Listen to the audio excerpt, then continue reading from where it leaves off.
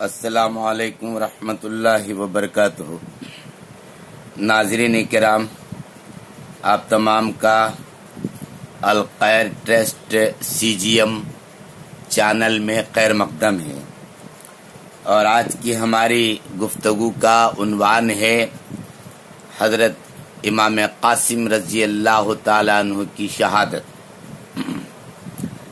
اس سے پہلے کہ میں حضرت امام قاسم رضی اللہ تعالیٰ عنہ کی شہادت کے واقعہ پیش کروں، ایک درمیان میں بات جو آ رہی ہے ہمارے وہ پیش کرتا ہوں۔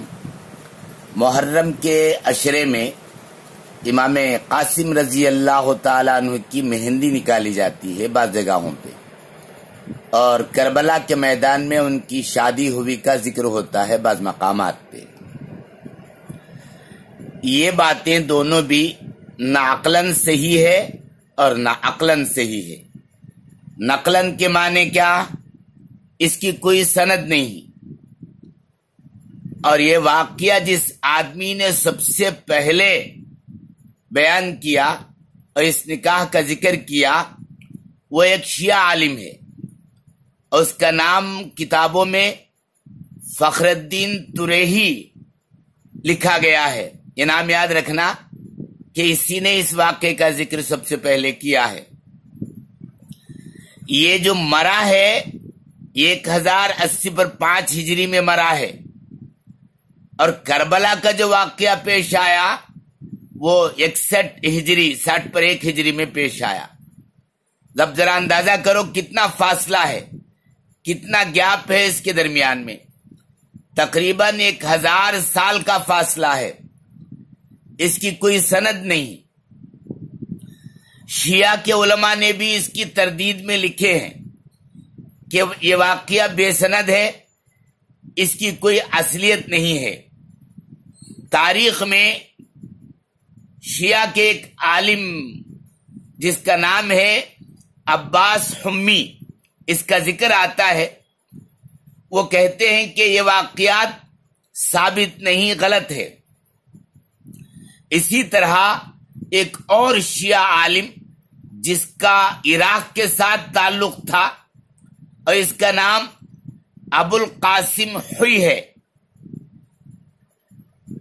اس کی ایک کتاب ہے معجم رجال الحدیث جو 24 جلدوں میں ہے۔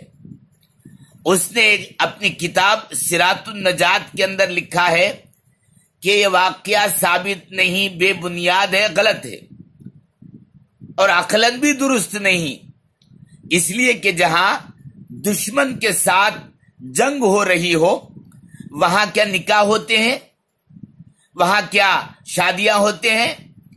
جہاں دشمن سے روبرو مقابلہ ہو رہا ہو۔ اس لیے یہ باتیں نہ نقلاً صحیح ہے اور نہ عقلاً صحیح ہے، لہذا یہ باتیں درست نہیں۔ ایسی باتوں سے بچنا بہت ضروری ہے۔ چلیں سماعت فرمائیں حضرت امام قاسم رضی اللہ تعالیٰ عنہ کی شہادت کا واقعہ۔ کمر باندھے ہوئے چلنے کو یہاں سب یار بیٹھے ہیں، کمر باندھے ہوئے چلنے کو یہاں سب یار بیٹھے ہیں، بہت آگے گئے باقی جو ہیں تیار بیٹھے ہیں۔ حضرت امام قاسم رضی اللہ تعالیٰ عنہ کمر بستہ زارو قطار روتے ہوئے امام حسین رضی اللہ تعالیٰ عنہ کی خدمت میں حاضر ہوئے اور عرض کرنے لگے، چچا جان مجھے جہاد کے میدان جہاد میں جانے کی اجازت دے دے۔ امام حسین نے حضرت قاسم رضی اللہ تعالیٰ عنہ کو سینے سے لگا لیا اور فرمایا، بیٹے اس صحرائے درد و علم میں یہ تو میرے بھائی کی یادگار ہے، میں کس طرح تجھے میدان جنگ کی اجازت دوں؟ تیری جدائی کا صدمہ مجھ سے کیسے برداشت ہوگا؟ حضرت امام قاسم رضی اللہ تعالیٰ عنہ نے جب دیکھا کہ چچا جان کی طرف سے اجازت نہیں مل رہی ہے تو فوراً انہیں ایک تعویذ یاد آ گئی جو سیدنا امام حسن رضی اللہ تعالیٰ عنہ نے انتقال کے وقت بازو پہ باندھنے کے لیے دیا تھا، اور فرمایا تھا کہ بیٹے جب تم پر کوئی سخت ترین مصیبت اور آزمائش کا وقت آ جائے تو اسے کھول کر پڑھ لینا۔ امام قاسم رضی اللہ تعالیٰ عنہ نے سوچا کہ اس سے بڑی مصیبت کا وقت اور کون سا ہو سکتا ہے، چنانچہ امام قاسم رضی اللہ تعالیٰ عنہ نے تعویذ کو کھولا اور پڑھا، جس کا مضمون یہ تھا: بیٹے جب تمہارے چچا حسین رضی اللہ تعالیٰ عنہ مصائب اور آلام میں گھرے ہوئے ہوں تو تم ان پر فدا اور نثار ہو جانا۔ امام قاسم رضی اللہ تعالیٰ عنہ نے یہ تعویذ امام حسین رضی اللہ تعالیٰ عنہ کی خدمت میں پیش کر کے عرض کہتے ہیں کہ چچا جان اب تو مجھے اجازت مل ہی جانی چاہیے۔ امام حسین رضی اللہ تعالیٰ عنہ کی آنکھیں اشکبار ہو گئیں، آپ کی آنکھوں سے آنسو جاری ہو گئیں اور فرمایا بیٹا اجازت ہے، جاؤ اپنی امی جان سے بھی اجازت لے لو۔ امام قاسم رضی اللہ تعالیٰ عنہ اپنی امی جان کی خدمت میں حاضر ہوتے ہیں اور امی جان کی اجازت لے کر اور بڑے ادب سے آپ کو الوداعی سلام کرتے ہیں۔ ماں نے بڑے پیار سے رخصت کیا، اور جب امام قاسم رضی اللہ تعالیٰ عنہ جانے لگے تو امام قاسم کی امی نے آواز دی، بیٹا قاسم ذرا ٹہرنا۔ امام قاسم واپس آئے تو انہیں بی بی زینب رضی اللہ تعالیٰ عنہ پھوپھی جان کے پاس لے گئی اور کہا، اے زینب رضی اللہ تعالیٰ عنہ، میرا بچہ جنگ کرنے کے لیے جا رہا ہے، اسے اپنے ہاتھ سے دولہا بنا دو۔ سیدہ زینب رضی اللہ تعالیٰ عنہ نے امام حسین رضی اللہ تعالیٰ عنہ کو بلایا۔ امام حسین رضی اللہ تعالیٰ عنہ بیت الشرف میں تشریف لائے تو امام قاسم کی امی نے عرض کیا کہ امام، میں نے اس کے باپ حسن کا امامہ بڑی حفاظت سے رکھا ہے، آج میرے قاسم کے سر پر باندھ دو، اور پھر سینے سے لگا کر گھوڑے پر سوار کیا۔ امام قاسم رضی اللہ تعالیٰ عنہ میدان جنگ کی طرف چلے اور مقابلے کے لیے دشمنوں کو بلایا، مگر کسی کو ہمت نہ تھی جو سامنے امام قاسم کے آتا۔ آخرکار عمر سعد کہنے لگا اپنی فوجیوں سے، اے بہادرو، یہ محمدی شیر نر ہے، اس کے مقابلے میں سب مل کر جاؤ، تنہا ہرگز نہ جانا، مگر کوئی آگے نہ بڑھا۔ امام قاسم نے 3 مرتبہ مقابلے کے لیے بلایا، چوتھی بار خود ہی دائیں جانب پر مثل اجل جا پہنچے، صفے کی صفیں الٹ دی، پھر بائیں جانب پر اسی طریقے سے آپ نے جنگ کیا، پھر قلب لشکر پر پہنچ گئے۔ آخرکار عمر سعد نے ارزق پہلوان سے کہا کہ تو یزیدی لشکر کا سپہ سالار ہے، 10,000 دینار تیری تنخواہ ہے اور تو 10,000 دینار تنخواہ لیتا ہے، دلاوران شام و عراق میں تیری دھوم ہے، تیری شان ہے، اب تم اس سے مقابلہ کرو۔ پہلوان ارزق نے کہا کہ میں اس بچے کے ساتھ لڑائی کرنا نہیں چاہتا، اس لیے کہ میری شہزوری کی توہین ہے۔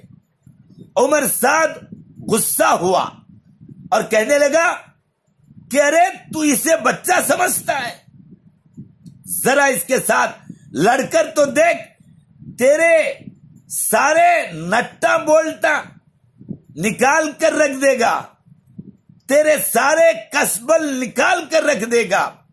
یہ جگر بند مصطفیٰ لخت جگر حسن مجتبیٰ ہے، یہ وہ شاہ زور ہے جس کے سامنے میری فوج کی تلواریں کند ہو گئیں اور ان کی طاقت خاک میں مل گئی۔ خدا کی قسم، اگر یہ بھوکا پیاسا نہ ہوتا تو میری ساری فوج کے لیے موت کا پیغام بن جاتا۔ اور ارزق یہ بہانے نہ بنا، جلدی کر اس کے مقابلے کرنے کے لیے۔ ارزق کہنے لگا بخدا میں اس کے مقابلے میں نہیں جاؤں گا، اگر تو اصرار کرتا ہے تو میں اپنے بیٹے کو اس کے مقابلے میں بھیج دیتا ہوں۔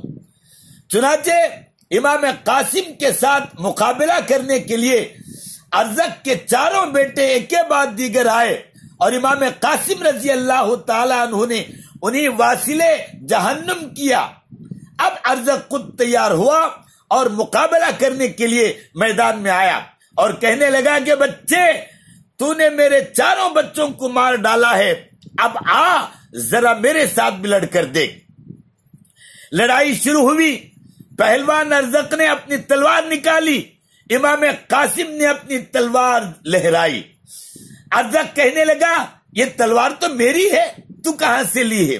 فرمایا تیرا بیٹا مجھے یادگار دے گیا ہے۔ کہنے لگا افسوس، یہ تلوار میں 1000 دینار میں خریدی تھی۔ امام قاسم نے فرمایا فکر مت کر، اس کے شربت کا تجھے ذائقہ چکھاؤں گا۔ چنانچہ ارزق کہنے لگا میں بڑا بہادر ہوں، شام و عراق والے میری تلوار کا کاٹ کو جانتے ہیں، میرے فن سپہ گری کا لوہا بڑے بڑے پہلوان مان چکے ہیں۔ امام قاسم نے فرمایا تو انتہائی درجے کا ناتجربے کار ہے کہ گھوڑے کی تنگ جو زین کو باندھی جاتی ہے تو گھوڑے کی تنگ کا تجھے ہوش تک نہیں، تو مجھ سے کیا لڑ سکتا ہے؟ اس نے جھک کر گھوڑے کے تنگ کو دیکھا، امام قاسم نے للکار کر ایک ہی وار کیا اور اس شقی کو بھی واصل جہنم کر دیا۔ پھر خود ہی یزیدی فوج پر ٹوٹ پڑے، کئی کوفیوں کو فنار کیا اور آخر کار چاروں طرف سے دشمنوں نے گھیر لیا اور آپ کو شہید کر دیا۔ انا للہ و انا الیہ راجعون۔ آپ کے شہید ہونے کے بعد فوج میں نعرے بجنے لگے، خوشی سے دشمنوں نے طبل بجانے شروع کیے۔ ادھر سیدوں کے خیموں میں کوہرام مچ گیا، کوہرام بپا ہوا تھا۔ امام قاسم کی امی جان نے کہا کہ بیویوں رو نہیں، یہ جو طبل بج رہے ہیں میرے بیٹے کی موت کے نہیں بلکہ باجے والوں کی صدا زیر قناعت آتی ہے، باجے والوں کی صدا زیر قناعت آتی ہے، کیا لاشا ہے میرے بچے کی بارات آتی ہے۔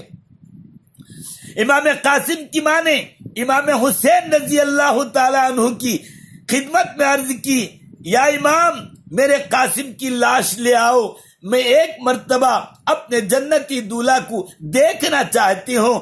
امام حسین رضی اللہ تعالی عنہ میدان میں پہنچے، امام قاسم کے لاشے پر گھوڑے دوڑ رہے تھے جس میں پاک ٹکڑے ٹکڑے ہو چکا تھا۔ امام حسین فرماتے ہیں بیٹا قاسم مجھے معاف کر دینا، میں ذرا دیر میں پہنچا، تیری ماں سے تیری ناش کو لانے کا وعدہ کر کے آیا ہوں، اب لاشا تو اٹھانے کے قابل نہیں رہا۔ یہ کہہ کر امام حسین نے اپنی چادر بچھائی اور جس میں پاک کے ٹکڑے ٹکڑے اٹھا کر اپنی چادر میں رکھے اور گٹھڑی کی طرح باندھ کر خیموں میں لے آئے اور انہیں دفن کیا گیا۔ اور اس کے بعد انشاءاللہ علی اکبر کی شہادت کا واقعہ آپ کے سامنے پیش ہوگا، آخر تک ضرور سنیں۔ السلام علیکم ورحمۃ اللہ وبرکاتہ۔